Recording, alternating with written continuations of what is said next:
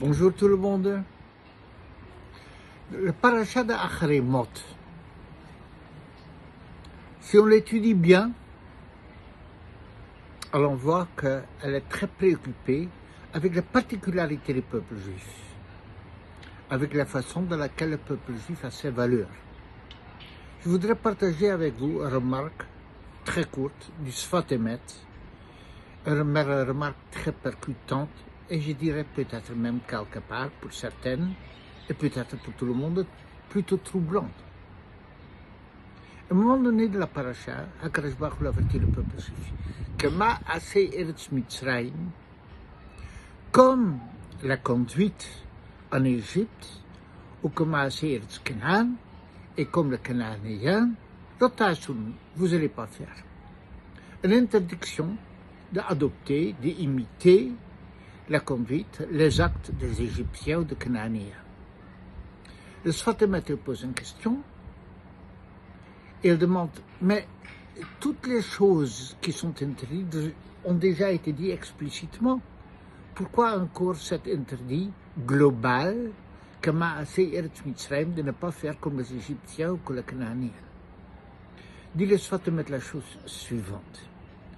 Au-delà de toutes les conduites décadentes des Égyptiens et des Cananéens, les mœurs dépravées sous une présence de noblesse ou de tout ce que vous voulez, comme on peut le voir encore aujourd'hui, la Torah l'a dit explicitement. Et que ça, c'est interdit, c'est clair et net.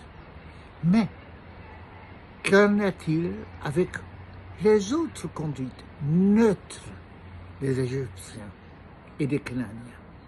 Dit le Sfat Emet qu'on ne doit pas les imiter, et c'est ça le sens du pasuk, même pour ce qui n'est pas un acte dépravé. On ne doit pas imiter les non-juifs dans leur conduite. Ça, c'est le Sfat Emet, ça, c'est sa lecture de ce pasuk. Alors, la Torah, elle nous serre terriblement la corde. Elle va dire, pas ça, pas ça, pas ça. Ce que j'entends dans le Sfat Emet, c'est pas que la Torah, elle vient juste nous interdire des choses. La Torah, elle veut qu'on devienne plus conscient de nos propres valeurs, de notre propre conduite.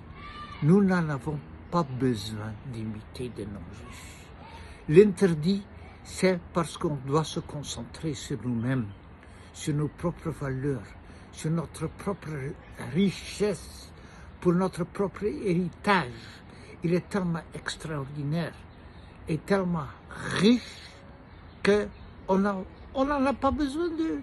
Et si on va le chercher chez eux, ça va toujours aller au détriment de ce que nous avons et de ce que nous sommes nous-mêmes. Voilà notre lecture dans le Sfat Emet. Alors, Bezrat Hashem, que c'est parashat Acharemot, Kedoshim, où on parle de la Kedusha du peuple juif, la spécificité, et on n'en a pas le temps, mais si on étudie bien Rashi et le Rambam, nous allons voir que notre concept de Kedusha, de sainteté, n'a rien à voir avec celui de non-juifs. Mais on a autre chose. Et dans cette autre chose, il y a tant de richesses qu'on ne doit pas chercher à imiter, même dans le profane, même dans le laïque, même dans le ressoute, dans ce qui est permis, le monde des non-juifs. À tout le monde, Shabbat Shalom. Et j'espère que ce Shabbat sera un Shabbat très riche de Parashat Acharemot et Kedoshim, mais qu'on puisse approfondir la richesse de notre propre héritage.